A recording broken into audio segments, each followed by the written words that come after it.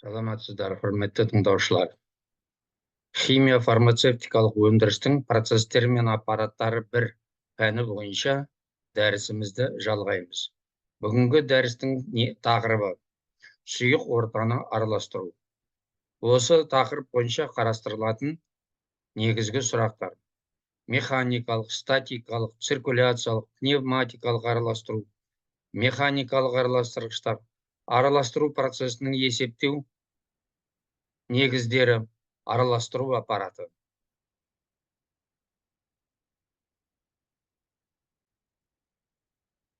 Фармацевтикалық өндірісте суспензия, эмульсия және гомогенді жүйелерді алу үшін химиялық жылу және масса алмасу процестерінің қарқындылығын арттыру үшін сұйық орталарды араластыру процесі кеңінен пайдаланылады.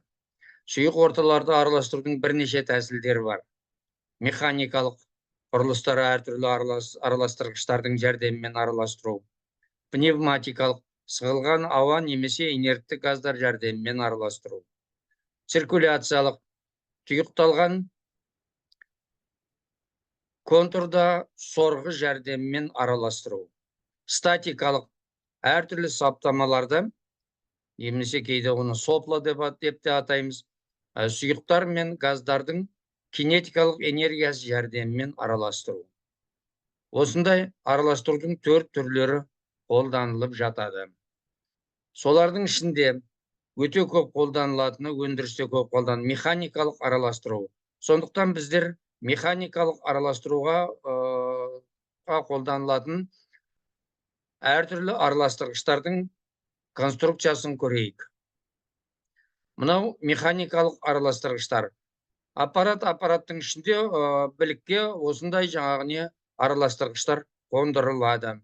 Мына бірінші рамалы араластырғыш, екінші зәкірлі араластырғыш, үшінші таспалы араластырғыш, төртінші шнекті араластырғыш, бесінші турбиналы араластырғыш, алтыншы пропеллерлі араластырғыш. Бұл енді алтауы да мысал ретінде көрсетілді. Бұдан да басқа араластырғыштар, механикалық араластырғыштар қолданылуы мүмкін. Бұлар енді ең жиі қолданылып жүретіндері. Енді сіздерге айта кететіні, біздің араластыратын сұйығымыздың тұтқырлығы әртүрлі. Егерде тұтқырлығы жоғары болатын болса, онда біздер нені қолданыламыз? Рамалы, зәкірлі, таспалы араластырғыштарды қолданылып жатады. Бұл кезде сұйықтың тұтқырлығы жоғары, мына сәйкесінше механикалық араластырғыштардың да айналу жиіліктері өте жоғары болмайды. Шамасы 20 айналу, 30 айналу, 40 айналу, 50 айналу 1 секундта сондай-ақ болады. Одан ары көпке бармайды. Ал енді сұйықтың тұтқырлығы төмен болатын болса, көбінесе қолданылатын мынау турбиналы араластырғыш және пропеллерлі араластырғыш. Бұлардың айналу жиілігі өте жоғары болады. Шамамен 200-250 айналу минут болады. 1 минутта 200-250 айналу минут тұрады.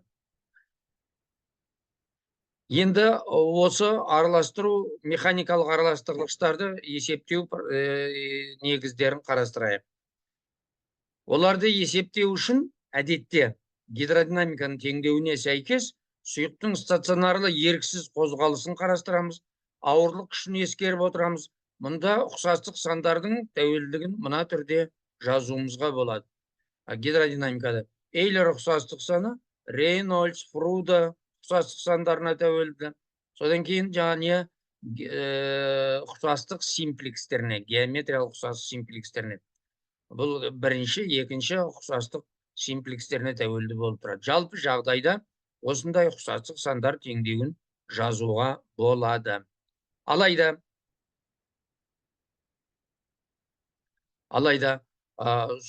не қылған кезімізде, араластырып жатқан кезімізде, механикалық араластыру кезінде сұйықтың жылдамдығын анықтау мүмкін болмайды. Өйткені сұйықтың әртүрлі нүктелерінде әртүрлі, содан кейін сұйықты біз қозғалуымыз біздер арнайы араластырғыштардың көмегімен болатын болғандықтан, олардың арасында сырғанау күшін ескеру керек.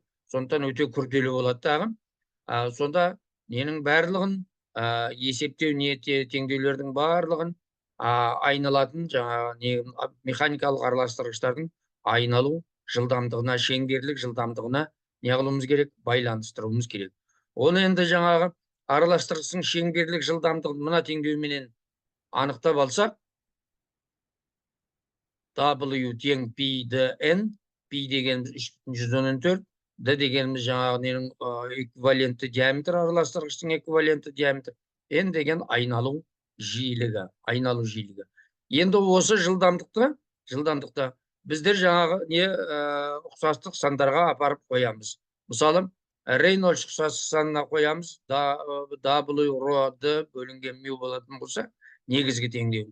Жылдамдықтың орнына мынау шеңберлік жылдамдықты апарып қоямыз. Сол кезде модификацияланған Рейнольдс ұқсастық саны шығады. Модификацияланған Рейнольдс ұқсастық санын мына теңдеудің көмегімен неғылуға болады? Анықтауға болады. Сәйкесінше модификацияланған Фруде ұқсастық санын және Эйлер ұқсастық сандарын анықтауға болады. Көріп отырсыздар. Фруде ұқсастық саны, мынау Эйлер ұқсастық саны, модификацияланған, түрлендірілген ұқсастық сандар. Енді мынау неге Эйлер ұқсастық санына қысым айырмашылығы кіріп тұр? Қысым айырмашылығында анықтау көп жағдайда мүмкін болмайды. Сондықтан оны түрлендіреміз. Қысым айырмашылығы жаңағы пайдалы қуатқа және араластырылатын сұйық көлеміне пропорционал деп есептейміз. Қуатқа тура пропорционал, көлемге кері пропорционал болып. Енді көлемді ненің араластырылатын сұйық көлемнің өлшемдерін анықтап аламыз. Сөйтеміз де оларды диаметр арқылы белгілеп, модификацияланған Эйлер ұқсастық сан, одан да тағы да не қыламыз? Түрлендіреміз. Сонда қысым айырмашылығының орнына біздер нені қойып жатырмыз? Қуатты қойып жатырмыз, пайдаланылатын қуатты қойып. Сонда бұл жаңағы немізді, ұқсастық санымызды қуат ұқсастық саны деп атауымызға болады.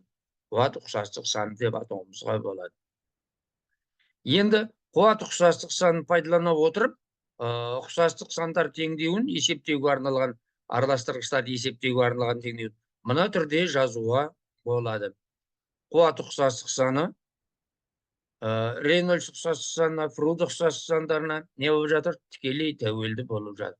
С, К, Е деген бұлардың жаңа тұрақтылар, оны тәжірибе жүзінде не қылып жатады? Анықтап жатады. Егер де ауырлық күштерін ескермейтін болсақ, онда не қылып жатады? Ұқсастық санымыз, қуат ұқсастық саны, Рейнольдс ұқсастық санына тікелей байланысты болып қалады. Міне осы теңдеулердің көмегімен араластыру аппараттарын есептеуге мүмкіндік туындайды. Енді араластыру аппаратының конструкциясын көрейік. Жалпы конструкциясын, араластыру аппаратының құрылысын қарап шығайық. Бұл жер кезде араластыру аппараты, механикалық араластыру аппараты дейміз. Мына аппаратымыз неден тұрады? Корпустан тұрады. Корпустың ішіне білік жүргізіледі. Білік мынау жоғарыдан төмен қарай түсіп. Білігімізді мына жоғарыда электр қозғалтқыш арқылы не алуға болады? Айналдырып тұруға болады. Сол жерге электр қозғалтқыштың көмегімен белгілі бір жылдамдықта не алып тұрады? Айналып тұрады. Мына жанындағы штуцерлер арқылы, патрубоктер арқылы сұйықты өнімді құямыз, керекті араластырылатын өнімді. Сөйтіп араласқан өнімді осы нелері арқылы алып шығып кетіп жатамыз. Патрубоктердің немесе штуцерлер арқылы алып шығып кетіп жатамыз. Сонан соң бұл жаңа аппараттың сыртқы бөлігінде жейдесі бар. Жейдесі деген ол белгілі температурада араласуы мүмкін. Кейбір нелер сұйықтар белгілі температурада ғана сұйық күйге айналады. Мысалы майларды ол жаңағы төмен температурада бөлменің температурасында тоңып қатып қалуы мүмкін. Сондықтан оларды жоғары температурада ұстайды.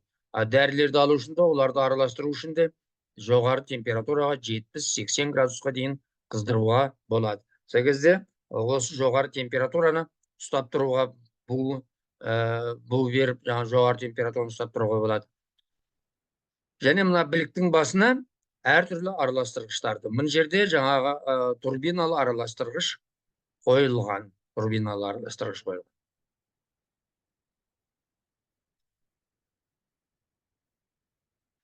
Осымен бүгінгі дәрісіміз аяқталды. Жиын қойып тыңдағандарыңызға рахмет.